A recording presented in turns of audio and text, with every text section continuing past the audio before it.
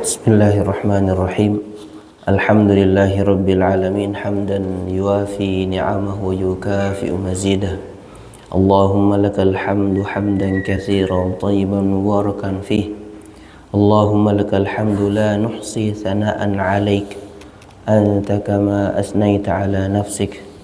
Allahumma salli wa sallim wa barik 'ala 'abdika wa rasulika Muhammadin nabiyil amin Muhammad wa ala alihi wa sahbihi ajma'in wa ba'd. Jamaah salat subuh yang dimuliakan Allah subhanahu wa ta'ala, Assalamualaikum warahmatullahi wabarakatuh. Syukur kita kepada Allah subhanahu wa ta'ala, di kesempatan ini kembali dimudahkan untuk melaksanakan ibadah salat fajar yang dilakukan dengan berjamaah. Dan sering saya mengulang hadis yang Rasulullah SAW sampaikan kepada kita, man shallal fajra fi jama'atin fahuwa fi dhimmatillah. Adakah nikmat yang lebih mulia ketika seorang hamba dijamin pada hari itu berada dalam jaminan Allah Subhanahu wa ta'ala. Mudah-mudahan dengan kita menjaga salat subuh berjamaah, Allah Subhanahu wa ta'ala senantiasa melindungi kita dari segala sesuatu yang tidak kita inginkan. Di kesempatan sebelumnya kita ada di surat Al-Kafirun, dan insyaallah pada kesempatan kali ini kita di surat Al-Kautsar. Surat yang terbilang cukup pendek, surat yang bisa menjadi pilihan kalau kita ingin sholat lebih cepat atau mengejar waktu agar tidak terlambat, seringkali di terminal bandara atau di halte kalau ada musala. Namun kemudian surat ini terlihat singkat, ringkas, namun dia merupakan jawaban dari sesuatu yang Rasulullah SAW alami di saat Rasulullah ditinggal wafat oleh putranya. Sesuatu yang menjadi lumrah ketika setiap insan bangga kalau punya anak laki-laki, termasuk Rasulullah SAW. Namun kemudian di saat orang-orang kufar Quraisy melihat Rasulullah SAW ditinggal wafat anak laki-lakinya, ini menjadi celah yang walaupun sebelumnya Rasulullah SAW begitu mereka percaya, begitu mereka menaruh amanah kepada Rasulullah SAW, namun ketika Al-Quran disampaikan, Al-Quran Rasulullah SAW terima dari Allah, kemudian disampaikan untuk meluruskan bahkan menghancurkan semua kesyirikan yang dilakukan di kota Makkah, maka tidak ayal Rasulullah SAW yang begitu mereka percaya, bahkan dijuluki Al-Amin, mencari apapun cara untuk menjatuhkan, untuk mengecilkan atau untuk menghalangi dakwah Rasulullah SAW. Salah satunya adalah ketika mereka menyebut Rasulullah Al-Abtar, Muhammadun Abtar. Mereka mengatakan hal ini, yang kemudian surat ini turun sebagai bantahan jawaban kepada orang-orang yang mengatakan Rasulullah terputus dari keturunan laki-laki. Tapi apakah kemudian hanya terhenti pada putra yang wafat mereka menyebut Rasulullah, lalu surat ini turun semata-mata untuk menjadi jawaban orang yang menuduh Rasulullah tidak punya keturunan laki-laki dan menuduh Rasulullah SAW yang abtar atau terputus. Surat Al-Kautsar. A'udzu billahi minasyaitonir rajim. Bismillahirrahmanirrahim. Inna a'tainakal kautsar. Inna a'tainakal kautsar, kalau kita lihat runutannya dalam Al-Quran, adalah terletak setelah Al-Ma'un, di mana kalau disandingkan dua surat ini, ternyata Al-Kautsar adalah bantahan, jawaban sebaliknya dari perangai orang-orang mukadzibun biddin dengan orang-orang mukmin. Ketika di surat Al-Ma'un, ara'aita alladzi yukadzibu biddin, maka dibantah mereka yang mendustakan hari pembalasan. Di surat Al-Kautsar Allah SWT menyebutkan inna a'tainakal kautsar, di mana salah satu makna dari Al-Kautsar yang ini dalam hadis sahih, Al-Kautsar adalah nama dari telaga yang Allah Subhanahu wa taala peruntukkan kepada Rasulullah sallallahu alaihi wasallam di akhirat kelak, yang disebut telaga Al-Kautsar. Jadi ketika mukadzibu biddin mendustakan semua balasan kebaikan atau keburukan di akhirat, maka surat Al-Kautsar menegaskan ata'at, pemberian Rasul Allah Subhanahu wa taala kepada Rasulullah berikut kaum mukminin di akhirat kelak. Kemudian kalau di surat Al-Ma'un, ara'aita alladzi yukadzibu biddin fadzalikal ladzi yad'ul yatim. Saking merebaknya kebakhilan di tengah masyarakat kafir, fadzalikal ladzi yad'ul yatim, mereka menghardik anak-anak yatim. Kemudian di surat Al-Kautsar, fasalli lirabbika wanhar, an-nahr, bagian dari cara atau muqaddimah sedekah, yang mana daging kurban, daging sembelihan itu kemudian diberikan kepada orang-orang yang tidak mampu. Di atas yadu'ul yatim wala yahuddu ala ta'amil miskin, di Al-Kautsar wanhar. Di antaranya juga kemudian yang disebut di surat Al-Ma'un adalah wala yahuddu ala ta'amil miskin. Kemudian disebutkan tentang fawailul lil musallin alladzina hum an salatihim sahun. Mereka orang-orang yang salat yang tujuannya adalah untuk dilihat atau karena riya. Di surat Al-Kautsar, fasalli li rabbik la linnas, salatlah ikhlas untuk Rabbmu, bukan untuk yura'un wa yamna'un al-ma'un. Jadi surat ini ternyata menjadi sesuatu yang tidak sederhana dan begitu luas maknanya. Ketika kita dalami, ternyata setiap surat dengan letaknya sungguh mukjizat Allah Subhanahu wa taala dalam Al-Qur'an luar biasa. Alladzina hum an salatihim sahun alladzina hum yura'un. Di surat Al-Kautsar, shalli li rabbik. Kemudian wa yamna'unal ma'un. Untuk sesuatu yang remeh mereka bakhil, mereka halangi, mereka tidak mau berbagi. Maka di surat Al-Ma'un tadi bersedekah, berbagi dengan daging yang diambil dari apa yang disembelih. Inna syani'aka huwal abtar. Syani' adalah kebencian yang sebelum dia diungkapkan sebagai satu eksekusi dari kebencian kepada Rasulullah SAW, mereka lah orang-orang yang abtar. Disebut syani'aka, inna syani'aka huwal abtar. Ini dari urutan atau letak surat Al-Kautsar setelah Al-Ma'un.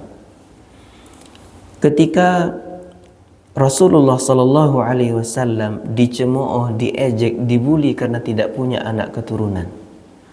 Ketika anak keturunan laki-laki yang menyambung nama setiap orang, nasabnya akan terus disebut, namanya akan terus disematkan pada anak keturunannya, ini dipandang sebagai satu nikmat, satu kebanggaan. Maka Allah Subhanahu wa taala memberitahukan dalam surat ini, yang kami berikan kepadamu wahai Muhammad bukan sekedar nikmat dunia. Inna a'tainakal kautsar. A'taina, ketika di ayat lain Allah Subhanahu wa taala menggunakan ataina. Ata, yuti, a'ta, yu'ti. Dua kata yang memiliki wazan. Wazan ini timbangan. A'tayna dengan ataina memiliki wazan yang sama. Apa kemudian perbedaan dari ata dengan ita? Allah Subhanahu wa taala ketika menggunakan kata a'ta selalu terkait dengan kata Rabb, pemberian.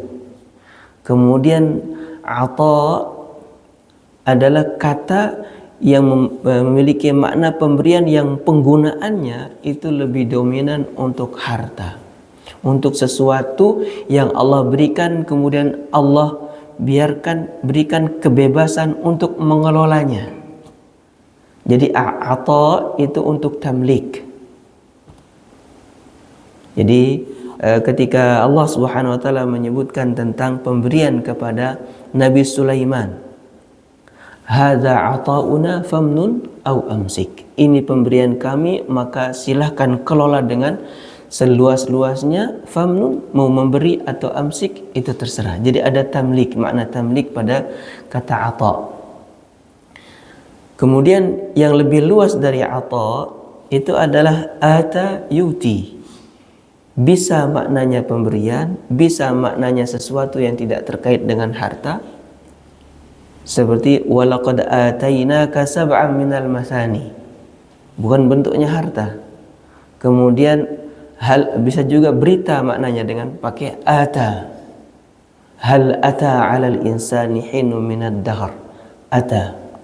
Kemudian juga karena ata ini lebih luas, dia juga terpakai untuk sesuatu yang bentuknya harta. Atuz zakah, memberikan. Kemudian wa aqimus salata wa atuz zakah.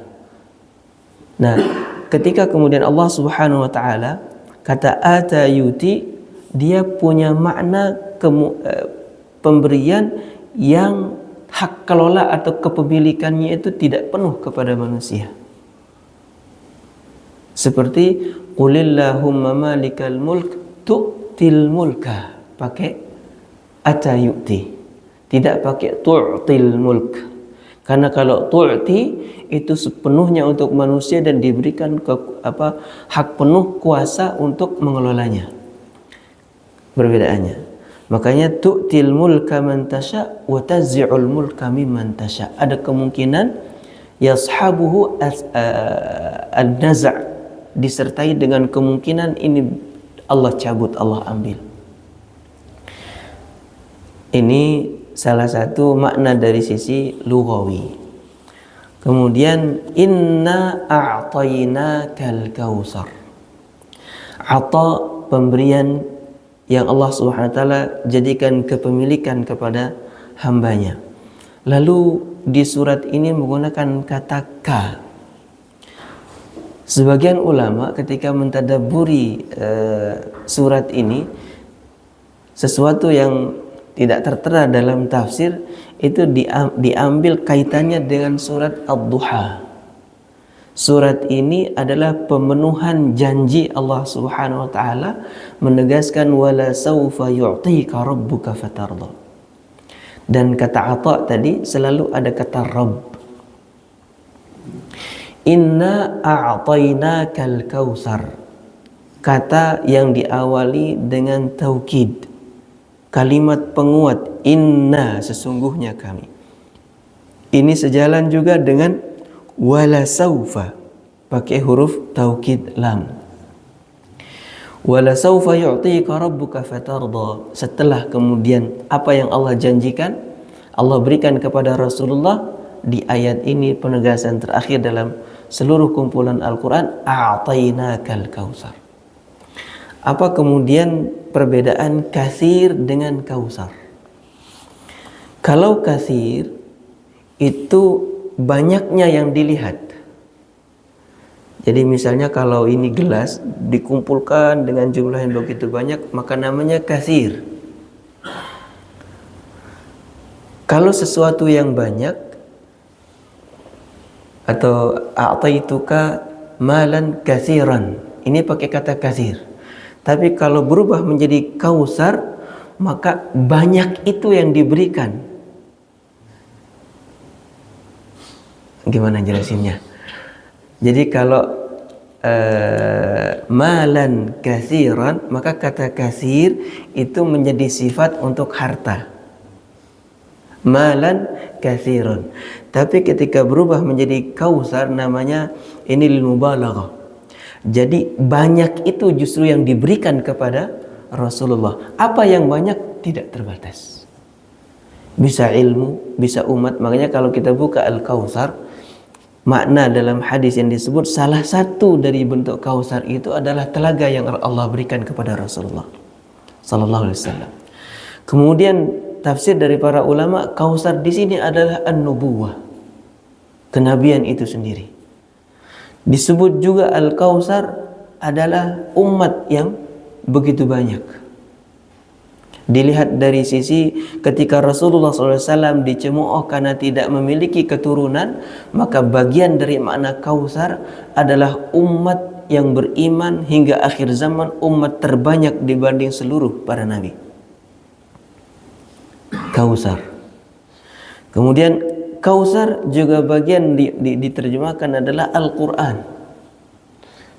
Jadi Allah Subhanahu wa ta'ala menjadikan kata kausar adalah ata yurdir rasul, pemberian yang membuat Rasulullah sallallahu alaihi wasallam ridha. Pertanyaannya, apa yang kiranya ketika Allah berikan kemudian kita menjadi ridha?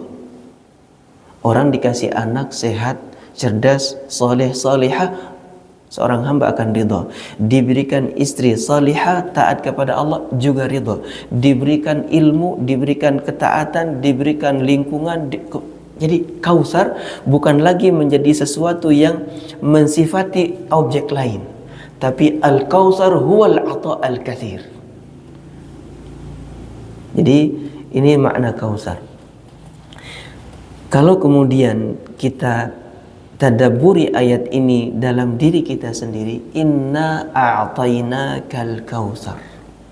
Pertanyaannya, adakah pemberian Allah yang kita rasakan sedikit? Hari ini kalau kita misalnya salat, lalu membaca inna a'tainakal kautsar, sungguh kami telah berikan kepadamu nikmat yang banyak. Ada enggak yang masih protes? Ya Allah, nikmatmu kurang untukku.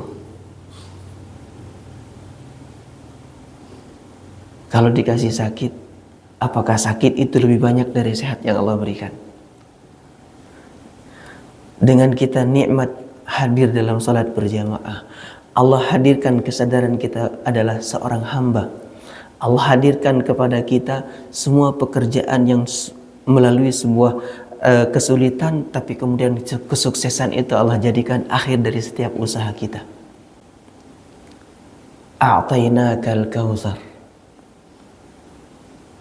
Jadi boleh dicari apakah di antara kita ada yang dalam dirinya itu protes, ya Allah kurang nikmat yang kamu berikan. Atau kata banyak itu sendiri dan kata kurang itu sendiri kita tidak mampu definisikan. Karena Allah Subhanahu wa ta'ala yang menurunkan setiap rizki kepada seorang hamba itu dengan kadar yang Allah kehendaki. Walillahi khazainus samawati wal ard. Di sisi Allah Subhanahu wa ta'ala lah semua simpanan rizki, kekayaan alam semesta. Allah bahkan memberitahukan dalam Al-Quran kalau sekiranya yang diinginkan seorang hamba satu lembah emas ini ketika dia miliki masih menginginkan satu lembah yang lain. Allah SWT kemudian menegaskan, walau basatallahu rizqa li'ibadihi labaghaw fil ard. Kalau sekiranya Allah Subhanahu wa ta'ala bukakan semua rizki yang sudah ditetapkan untuk seorang hamba, apa dampaknya? Labaghaw fil ard. Niscaya dia akan melampaui batas, membangkang, bermaksiat kepada Allah. Maka Allah yang atur. Cuma karena kita enggak sabar, itu yang menyebabkan apa yang diberikan kepada kita ini selalu terasa sedikit. Yang menyebabkan rasa sedikit itu semakin kuat adalah karena kita tidak bersyukur. Bersyukur, ayat yang populer wa la in syakartum la azidannakum. Kalau kalian bersyukur maka akan aku tambahkan nikmat. Apakah secara fisik kemudian kita rasakan dia bertambah? Ternyata rasa bertambah banyak itu sumbernya dari rasa syukur kita, yang seberapapun yang Allah berikan kita terima dengan ridha. Maka kalimatnya wala saufa yu'tika rabbuka fatarda. Inna a'tainakal kautsar. Ayat ini mengingatkan kita tentang pemberian Allah yang tidak terbatas. Yang membuat kita merasakan pemberian Allah itu terbatas karena kita belum syukur dan belum ridho. Maka untuk sampai pada merasakan nikmat ini, ternyata itu yang menjadikan hikmah. Di saat kita setiap pagi raditu billahi rabba, raditu billahi rabba wa bil islami dina. Setiap pagi kita mengatakan Allahumma anta rabbi, la ilaha illa anta khalaqtani wa ana abduk. Setiap kata Rabb muncul dalam zikir, baik itu di luar salat atau di dalam salat, ternyata menegaskan bahwa semua pemberian itu Allah Subhanahu wa taala lakukan sebagai sebagai Rabb. Allah yang mencipta, mengatur, memberi, mengambil, pemilik, menghidupkan dan mematikan. Inna a'tainakal kautsar. Hal lain yang terselip adalah ketika Allah Subhanahu wa taala menggunakan kata dhamir nahnu. Inna, sesungguhnya kami. Di dalam Al-Qur'an boleh dicek. Setiap ada kata nahnu yang kita kalau terbatas dalam bahasa Indonesia mengatakan akan cenderung memahami begini. Kan Allah tunggal. Kenapa pakai nahnu? Kenapa pakai inna? Ternyata yang kita terjemahkan kami, kalau dalam bahasa Arab maka dimaknai dhamir litta'zim atau ta'zim li nafsih. Allah mengagungkan diri. Tidak kemudian kata kami dalam Al-Quran itu menerjemahkan Allah tidak sendiri. Karena menyebut kata kami. Kita bilang Allah tunggal. Kenapa menggunakan kata kami? Setiap ada dhamir ta'zim nafsah, Allah menggunakan kata nahnu, inna dalam Al-Quran selalu sebelum atau sesudahnya ada kata yang mengisyaratkan tunggal. Boleh dicek. Di setiap entah beberapa ayat setelahnya atau beberapa ayat sebelumnya. Yang menghalangi, yang mencegah kita memahami bahwa nahnu di situ adalah banyak. Contoh misalnya, inna anzalnahu fi lailatul qadar wa ma adraka ma lailatul qadar, terus sampai muncul kata tunggal, tanazzalul malaikatu warruh fiha biizni rabbih, tunggal Allah Rabb. Surat An-Naba misalnya, alam naj'alil arda mihada wal jibala autada, terus sampai ke bawah, nanti muncul di akhir rabbis samawati wal ard, kata Rabb yang menunjukkan tunggal, bahwa inna di situ tidak boleh dan tidak betul-betul tidak ada sedikit pun dimaknai bahwa Allah tidak sendiri dalam melakukan itu. Allah tunggal. Maka muncul kata yang menunjukkan ketauhidan Allah baik sebelum atau sesudahnya. Ini saya juga baru temukan penjelasan itu. Sementara penjelasan yang umum tadi hanya terhenti pada ketika menggunakan nahnu itu adalah ta'zim nafsah. Kita kemudian membandingkan ini dengan kalimat yang kita pakai seketika seorang ketua panitia Ramadan menyampaikan, dia berdiri di depan kemudian menggunakan kata kami untuk menyebutkan bahwa dia bekerja dalam satu tim, atau kata kami menjadi lebih halus kalau kita pakai dibanding dengan kata saya. Jadi sering Kata ini pun kata kami kita gunakan untuk menyebut diri, padahal itu hanya untuk menghaluskan. Nah, Allah Subhanahu wa taala ketika menggunakan kata kami, maka sebelum atau sesudahnya ada kata yang menunjukkan ketauhidan tunggal Allah Subhanahu wa taala. Nah, inna a'tainakal kautsar. Nikmat Allah Subhanahu wa taala al-kautsar dengan semua makna yang disebut oleh para ulama tafsir. Dari hadis yang disebut oleh Imam Bukhari, al-kautsar adalah nahrun atau haudun fil jannah, telaga di akhirat. Ini adalah salah satu dari makna kautsar. Jadi tadi katsir itu adalah kata untuk mensifati sesuatu, tapi kautsar yang diberikan di sini adalah banyak itu sendiri yang tidak berbatas. Inna a'tainakal kautsar fasalli li rabbika wanhar. Salli li rabbika wanhar. Nikmat yang begitu banyak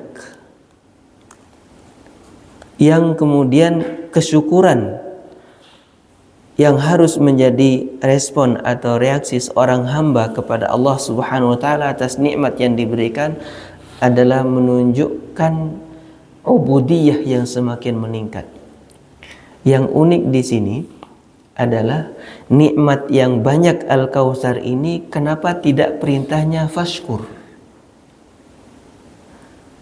Ternyata syukur itu mewakili semua rasa terima kasih, baik banyak atau sedikit, tetap disebut syukur.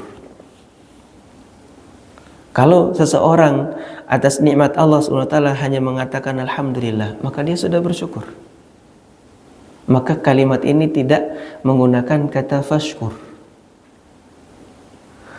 Kalau orang kemudian dengan bonus nikmat naik jabatan atau semua nikmat yang dia terima, kemudian dia bersyukur dengan membangun masjid, maka dia sudah bersyukur. Seperti para sahabat yang ingin menginfakkan seluruh hartanya di jalan Allah, dia juga mewakili kata syukur. Inna a'tainakal kautsar fasalli.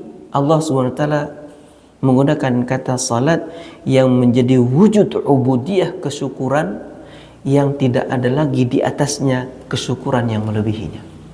Ubudiyah. Ketika meningkatnya ibadah seorang hamba, maka ini menjadi tingkat kesyukuran yang maksimal. Ibadah yang tertinggi di jalan Allah Subhanahu wa taala yang kemudian tidak berhenti dilakukan oleh seorang hamba, maka itu bentuknya adalah ibadah salat. Kita kalau zakat mal misalnya, itu hanya ditunggu dalam 1 tahun kena haul baru diberikan, itu pun sekali. Kalau tahun depan turun dari nisab, kita enggak keluarkan lagi.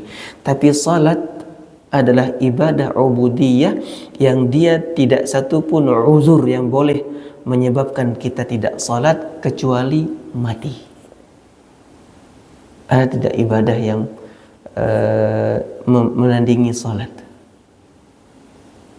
Di tingkat kesulitan yang kita alami, sakitkah kita atau dalam keadaan perangkah kita, kewajiban salat tidak pernah gugur. Dia gugur kalau akal kita berhenti berfungsi. Dia gugur kalau kemudian kesadaran kita hilang. Kalau orang pingsan, begitu dia pingsan dari jam 11, dia sadar jam 8 malam. Rasulullah SAW mengatakan, man nama an salatin aw nasiya falyusalliha idza dzakaraha. Orang yang tertidur atau lupa dari mengerjakan salat, maka dia harus kerjakan ketika dia ingat. Maka pingsan itu disepadankan dengan tidur. Al-ighma itu disepadankan dengan tidur. Kalau ada yang pingsan kemudian terlewat waktu salat, begitu dia sadar, wajib dia salat. Kalau dalam kondisi lemah fisik, kita dalam kondisi sakit, tidak mampu berdiri, Rasulullah suruh duduk. Kalau tidak mampu duduk, suruh dia rebahan. Kalau tidak mampu juga rebahan, cukup dia pakai isyarat. Saking salat ini menjadi kewajiban. Maka kepada siapa kita bersyukur dalam ayat ini? Allah Subhanahu wa taala menggunakan kata Rabb, yang mana nikmat yang Allah sematkan, yang Allah ingatkan sebelumnya adalah a'tayna. Kalau ada a'tayna, maka pelakunya disebut mu'ti.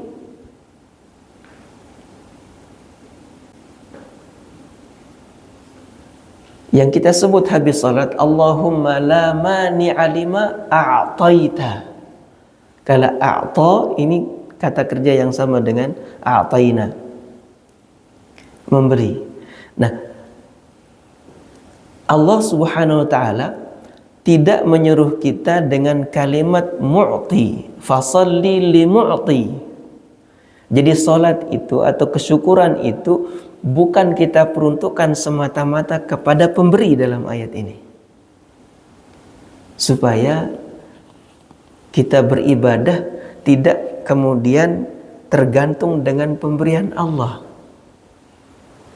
Kadang orang berterima kasih itu hanya terkait kepada satu manfaat atau pemberian yang dia terima. Sedangkan salat, baik kita diberikan rezeki banyak, sedikit, sulit atau mudah, maka salat tetap digunakan, tetap menjadi kewajiban. Kenapa? Karena janganlah salat semata-mata karena seberapa yang kamu terima, tapi salat itu li rabbik, yang menciptakanmu, yang mengatur hidupmu, yang memberikan rezeki, yang menghidupkan, mematikan, dan pemilik seluruh alam semesta ini. Wallahu a'lam. Ketika kemudian kecenderungan sebagian orang itu mengabaikan salat meskipun dia sedang membangun sebuah masjid. Tuk tak termasuk azan, berhenti dia kerja. Apakah ikut salat? Enggak. Pemandangan umum ini. Pernah saya diceritakan yang sedang begitu masuk waktu salat, dia bilang, "Mang, salat heula," katanya. Jawabnya apa? "Salat enggak salat mah begini-gini aja kami," katanya. Kalau sekiranya ibadah itu diperintahkan semata-mata harus berbanding lurus dengan pemberian, maka di sini salli li mu'ti. Maka Allah menggunakan kata li rabbik. A'tayna, pemberian, maka yang memberi itu namanya mu'ti. La mani'a lima a'tait. Supaya kita beribadahnya itu bukan semata-mata pemberian Allah, maka ayat ini menegaskan dengan kata salli li rabbik. Fasalli li rabbika wanhar. Tadi di awal sempat disebut bahwa salatnya orang-orang yang ada di surat Al-Ma'un, fawailul lil musallin alladzina hum an salatihim sahun alladzina hum yura'un, mereka salat dengan riya, dengan berharap dilihat atau dinilai manusia. Maka dalam surat Al-Kautsar, fasalli li rabbik. Ini kata Rabb ini sudah sering kita bahas, kita singgung. Rabb punya makna ar-rububiyah. Allah Subhanahu wa taala setiap kali menyebut kata Rabb, selalu sebelum atau sesudahnya ada makna dari penciptaan, rizki yang diberikan, hidup ini yang diatur, Allah sebagai pemilik. Contoh, ya ayyuhan nasu u'budu rabbakum. Allah tidak menggunakan u'budullah. Kalimat ya ayyuhan nasu u'budu rabbakumul ladzi khalaqakum. Terus ke bawah itu tentang penciptaan, dengan tentang rizki, dengan Allah mengatur. Kemudian misalnya iqra bismi rabbik alladzi khalaq. Jadi setiap kata Rabb selalu terselip makna setelah itu atau sebelumnya itu tentang rububiyah Allah Subhanahu wa taala, mengatur rizki, memberikan nikmat, menghidupkan, mematikan. Ini setiap ada kata Rabb. Fasalli li rabbik wanhar. Yang unik dalam ayat ini adalah Allah memilih kata wanhar. Sementara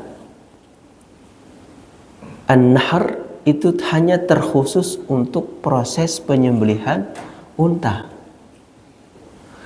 Selain unta itu dilakukan az-zabh.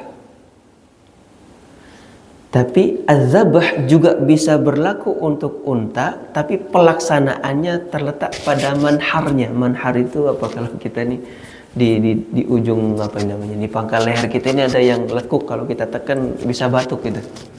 Ini namanya manhar. Maka kata nahr, fasalli li rabbika wanhar. Kalau kita ambil dari beberapa sisi, kalau pernah mendengarkan kajian sholat itu tangannya terletak di sini, maka di antara sebabnya adalah shalli li rabbika wanhar, itu tangan ini di dekat dari tempat manhar.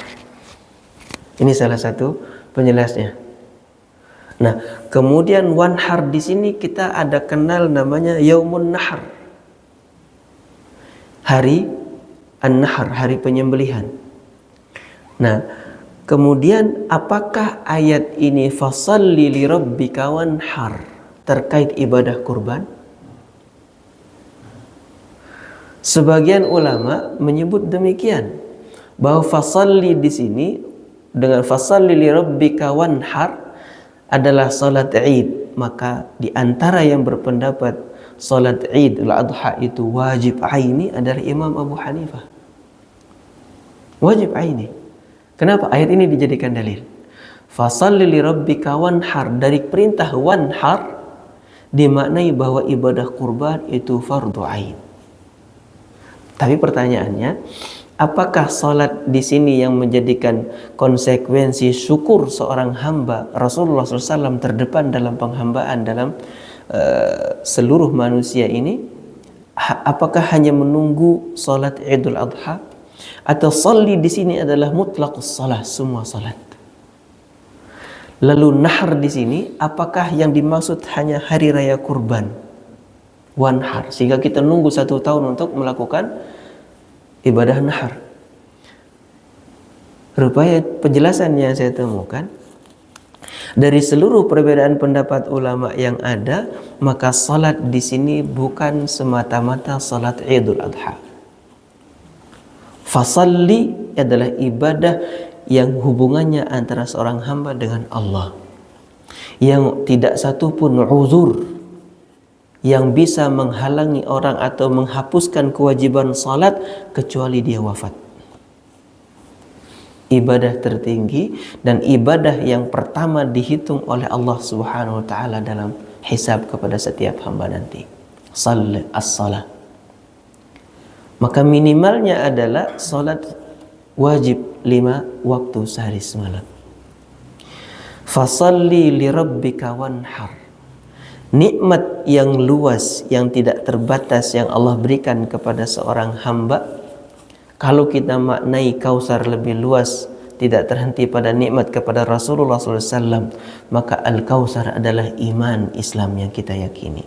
Kausar adalah khusyuknya kita menghamba kepada Allah Subhanahu wa taala. Kausar adalah nikmat iman Islam. Kausar nikmat rizki yang terus kita terima, nikmat sehat, nikmat usia panjang, nikmat kesempatan masuk semua di sini. Maka kesyukuran itu memiliki 2 dimensi. Yang pertama adalah kesyukuran seorang hamba kepada Allah dengan ibadah salat.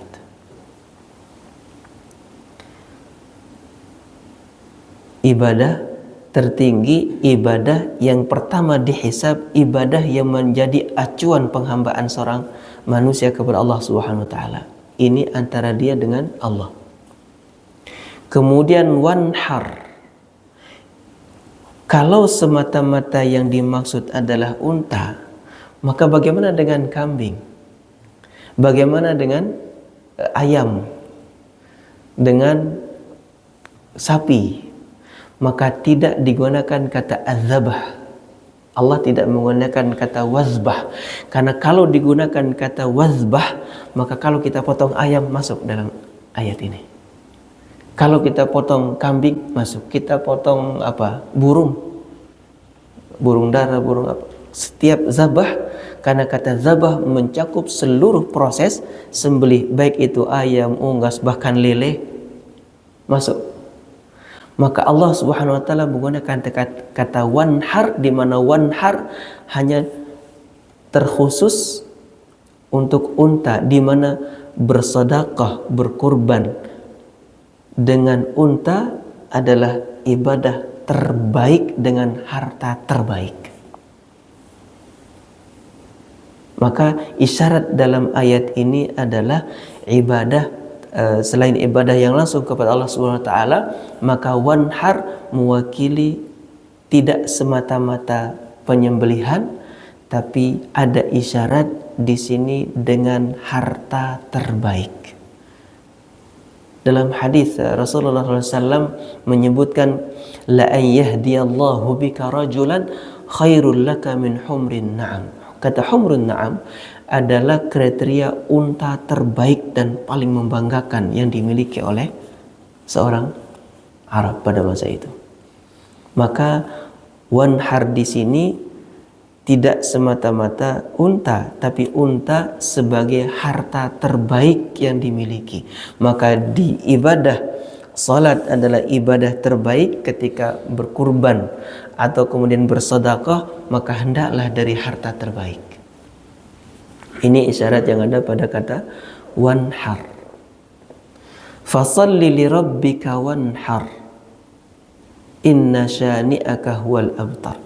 Wanhar, kalau kita kembali ke yang tadi, bahwa fasalli tidak semata-mata salat Id, dia adalah seluruh salat yang kita lakukan. Yang utama adalah salat 5 waktu, kemudian nafilah, rawatib, dan semua ibadah sunnah berupa salat yang lainnya. Kemudian wanhar tidak terkaitlah semata-mata dengan yaumun nahar. Wanhar adalah proses kita memilih kurban untuk berbagi. Tidak harus menunggu semata-mata ibadah kurban di hari Idul Adha. Maka ketika kita melakukan zabah, melakukan sembelihan kambing, ayam, atau apapun itu bentuknya di luar hari raya kurban yang mana hanya terbatas pada 4 hari yaumun nahar dengan ayyamut tasyrik, maka di luar itu ibadah kita menyembelih lalu berbagi dengan harta terbaik adalah wujud dari kesyukuran kita atas kausar. Fasalli li rabbika wanhar. Kita sering dengar orang kurban dengan limosin, ternyata hanya menunggu 1 tahun. Ya, terdengar limosin, tapi ternyata itu adalah dari institusi tempat dia bekerja, perusahaan. Ada sebagian pakai perorangan. Apakah kemudian ketika orang, kita ambil sedikit tentang ibadah kurban, berkurban atas nama satu perusahaan, ini pahalanya untuk siapa?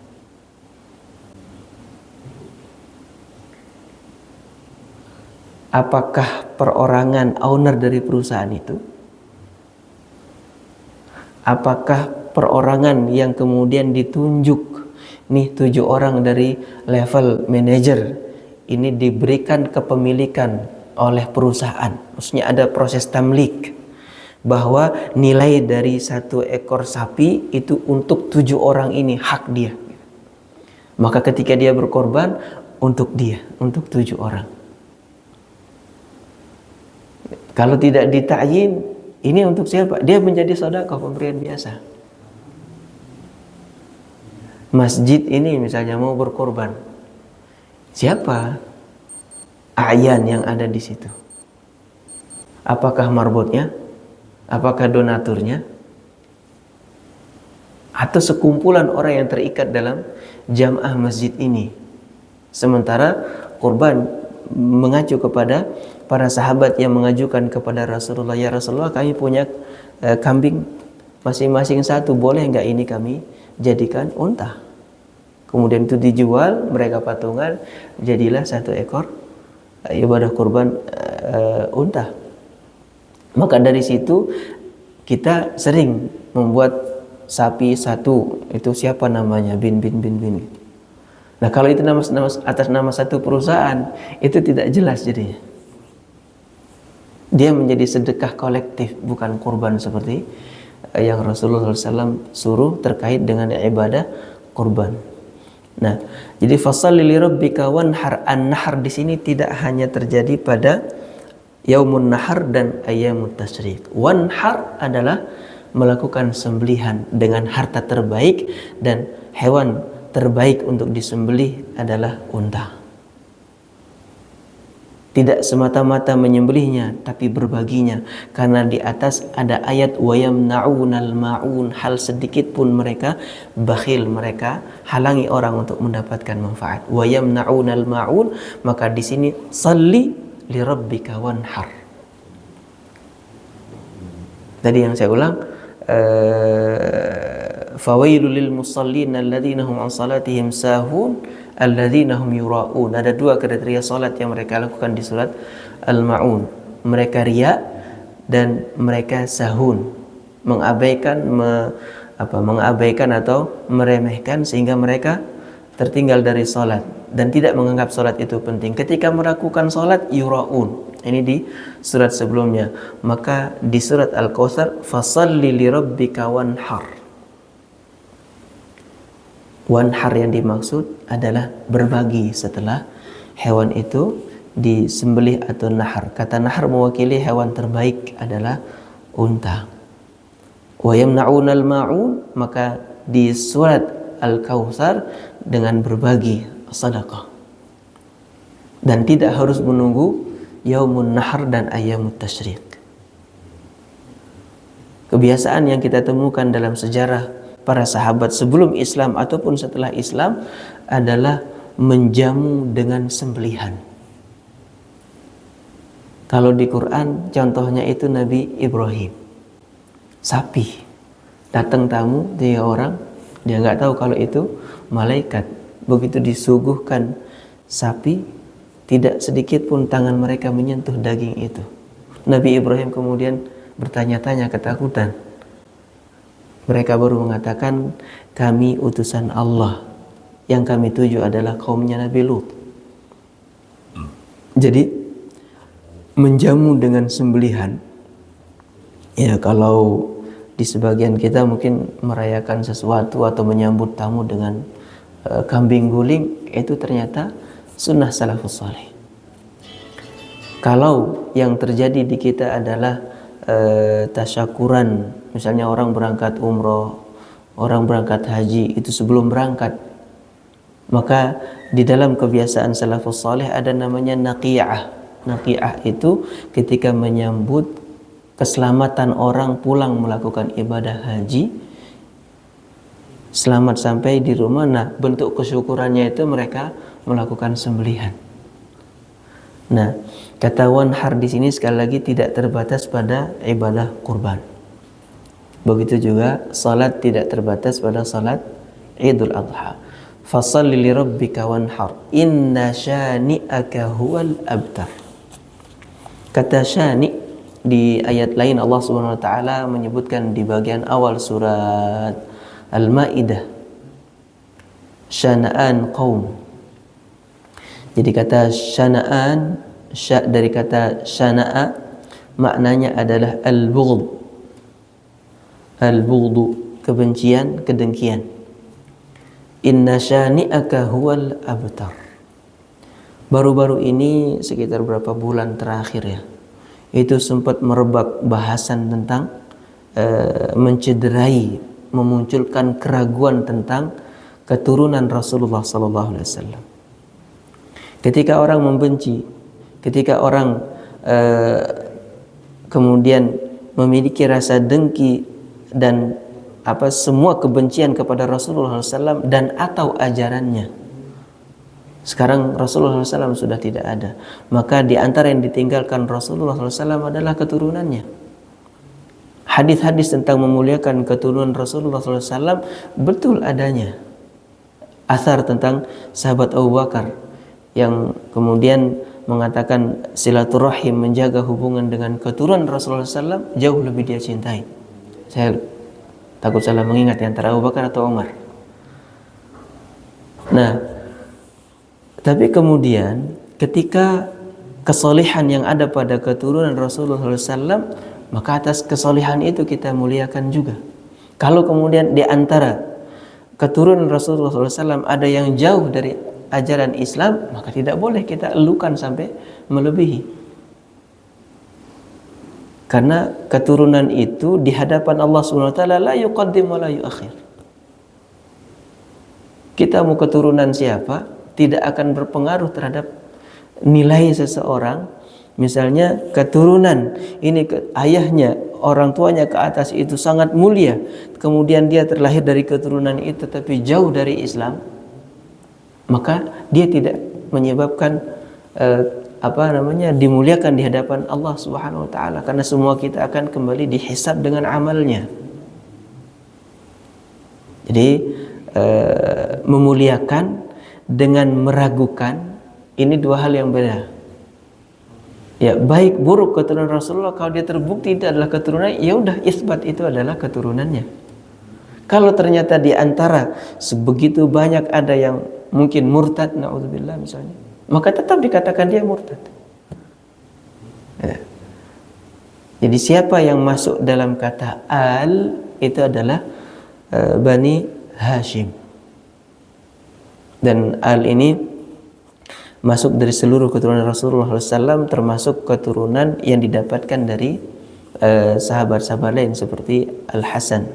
Ya, cuma belakangan kan orang cenderung melihat dari Al Husain radhiyallahu anhuma. Jadi inna syani'aka huwal abtar. Kalau kita kembalikan ke sebabun nuzul, maka bentuk kebencian yang ada pada waktu itu adalah mencemooh Rasulullah SAW yang tidak memiliki keturunan laki-laki. Jangankan hari ini, dari Rasulullah SAW masih hidup, Rasulullah sudah dicela, diejek, dibuli lantaran tidak punya keturunan laki-laki. Maka kebencian, kedengkian, cemooh, bullying yang dilakukan oleh manusia pada masa Rasulullah dengan mengatakan Muhammadun abtar, terputus dari keturunan laki-laki, maka ketika hari ini muncul orang-orang yang mencederai hal keturunan Rasulullah SAW, maka masuk dalam inna syani'ak huwal abtar. Kemudian kata abtar, ketika mereka mengatakan butira Muhammad, al-batr, kalau di kita itu sering melihat kucing yang ekornya pendek. Dulu dosen-dosen kami yang dari Timur Tengah itu heran, kok kalian motong ekor kucing di Indonesia gitu.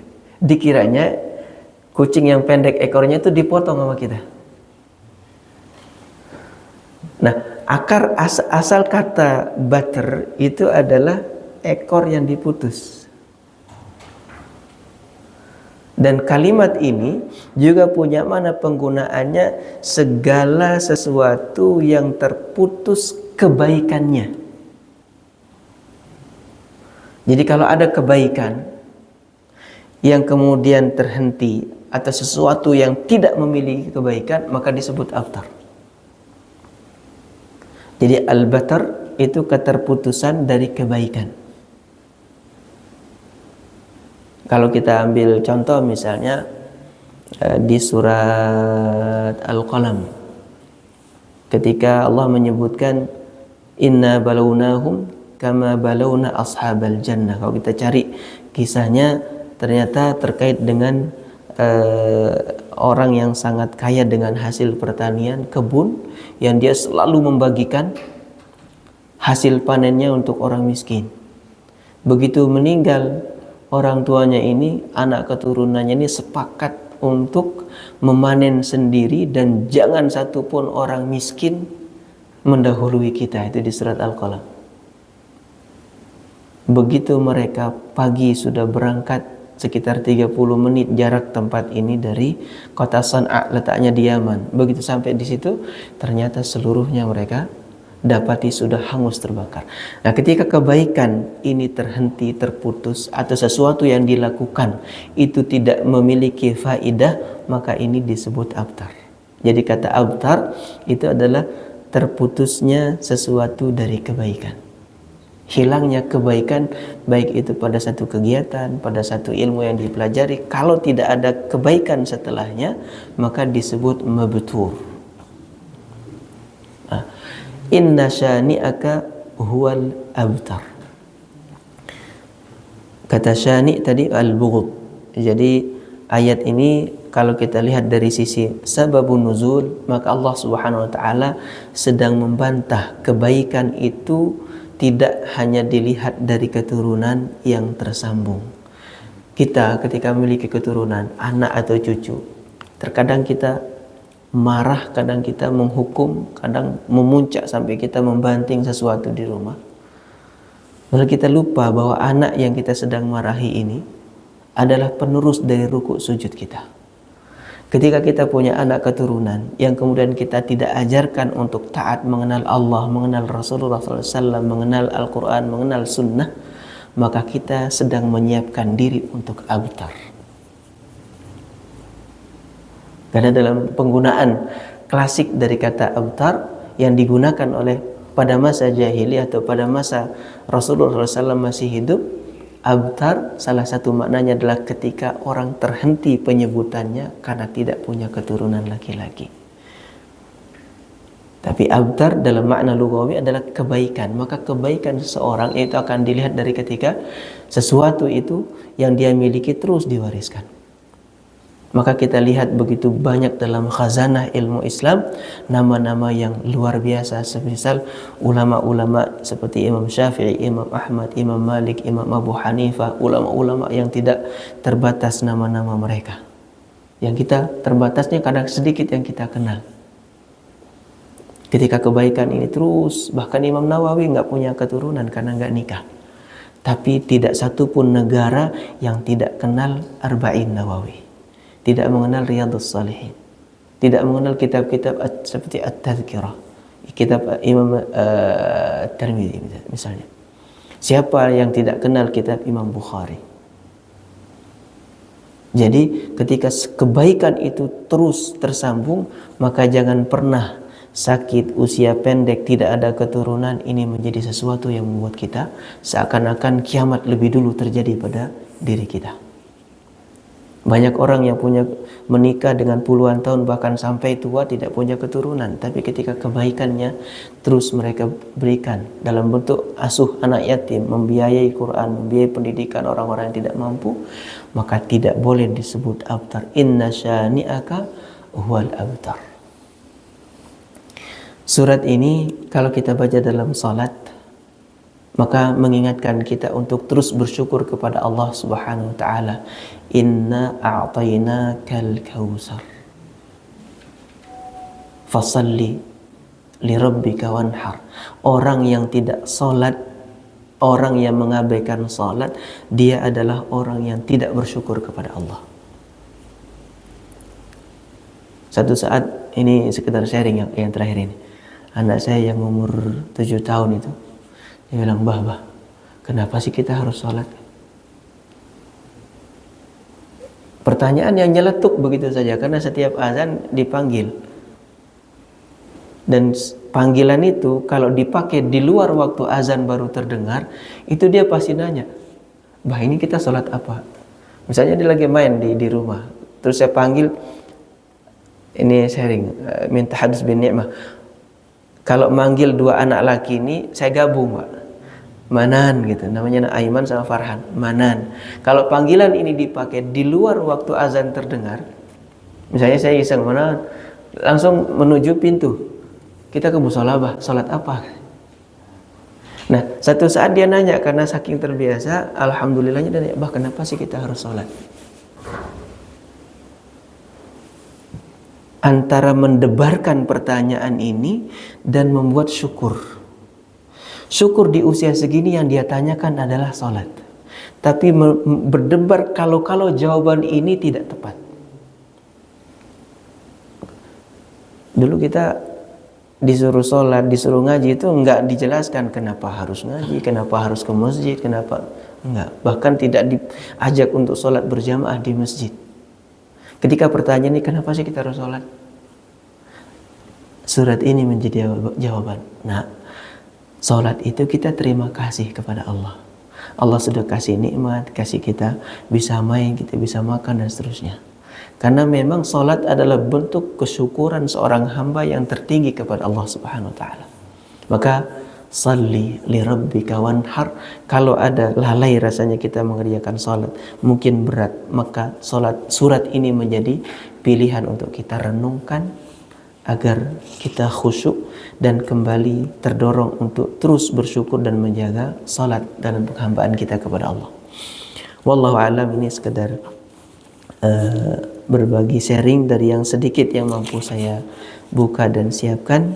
Mangga silakan kalau di rumah ada kitab-kitab tafsir, mohon dibuka supaya bisa melengkapi apa yang kita bahas di majelis ini. Kalau ada pertanyaan atau tambahan koreksi, dengan senang hati. Kalau ada pertanyaan mudah-mudahan saya bisa jawab.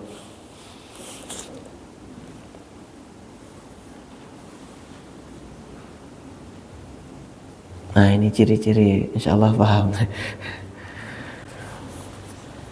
Baik, kita cukupkan insya Allah dengan menghadirkan syukur kita kepada Allah Subhanahu wa taala. Majelis seperti ini adalah seperti ini momen Allah Subhanahu wa taala menghadirkan para malaikat untuk mendoakan kita, dan kita mohon kepada Allah Subhanahu wa taala moga apa yang kita lakukan ini Allah ridha dan Allah terima. Allahumma taqabbal minna innaka antas sami'ul alim wa tub alaina innaka antat tawwabur rahim. Allahumma a'inna ala dzikrika wa syukrika wa husni ibadatik. Allahumma arinal haqqa haqqan warzuqna ittiba'ahu wa arinal batila batilan warzuqna ijtinabah. Allahumma a'izzal islam wal muslimin wa ahlikal kafarata a'da'aka a'da'ad din. Allahumma ansurna 'alal qaumil kafirin. Allahumma ansuril mustad'afina min ibadika fi kulli makan. La hawla wa la quwwata lana illa bika ya qawiyyu ya aziz. Allahumma barik lana fi a'marina wa fi amwalina wa fi ahlina ya rabbal alamin. La ilaha illa anta subhanaka inna kunna minadh dhalimin. Falakal hamdu hamdan katsira. Falhamdulillahi rabbil alamin. Subhana rabbika rabbil izzati amma yasifun wa salamun 'alal mursalin walhamdulillahi rabbil alamin. Subhanallah bihamdika asyhadu an la ilaha illa anta astaghfiruka wa atubu ilaik. Assalamualaikum warahmatullahi wabarakatuh.